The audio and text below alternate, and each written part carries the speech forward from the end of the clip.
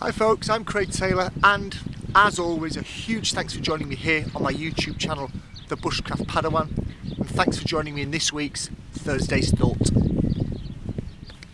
I've been thinking a lot recently about how we measure success when it comes to bushcrafting. I've been thinking about it because measuring success and that type of thing is wrapped up inherently in my day job. But bringing it close to the bushcraft world, last week I published a video, I'm linking to it in the top right hand corner of the screen, when I finally successfully achieved an ember using the bow drill, specifically using lime on lime.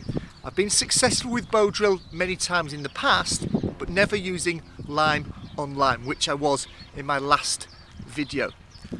When I watched that video play back, there was something that I noticed, not necessarily that you see in the video, but that you don't hear in the video, that for me was my personal measure of success that I attached to that bow drill forming in that last video. Let me explain a little more.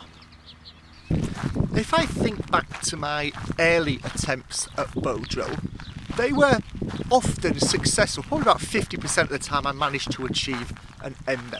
But if I look beyond the actual ember, if I think about my physical state, some of you will know where I'm going with this, I was knackered. I mean, I'm a fairly fit guy, I'm not carrying any extra weight, I eat healthily, I'm a fit guy, I keep myself fit. But I was absolutely blowing after my early bow drill attempt. I was out of breath, I was winded, I was dripping in sweat, I was clammy under the old armpits. Yeah, I was in a bad way.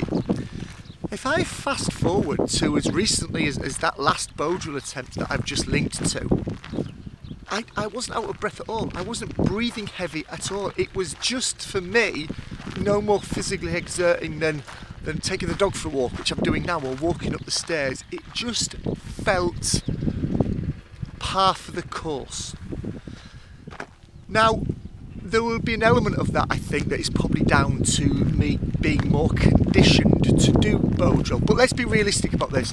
I'm not doing bow drill for hours every day for weeks on end. So I don't think it's a huge amount to do with the physical conditioning and the specificity of becoming more practiced with bow drill. I think a massive part of it, a huge part of it, is the technique and the prep of the kit itself. My bow drill sets are becoming better in terms of the way I'm forming them. My technique is becoming better. Trust me, compared to what it was at the beginning, it's becoming better. Bring all of those things together and you result, from my personal measure of success, I'm able to achieve a bow drill ember with less physical effort, being less out of breath at the end of it. So that's what's got me thinking this week, is sometimes the obvious measures of success are not necessarily the best measures of success. What about you? What have you been doing recently? What skills are you trying to practice and hone and get better at? And what measures of success do you attach to them? Is it the obvious one, or is it actually something that is probably more valuable, but it's not as obvious in terms of it being a measure of success? Do, as always, let me know in the comments below. I would look forward to hearing what it is that you're trying to get better at and how you determine if you're getting better at it. Thanks as always for watching, folks. If you're not a subscriber, you know what to do by now. If you are, a massive thank you. Like, share, subscribe, all the usual begging at the end of the video, and I'll see you again very shortly. Cheers.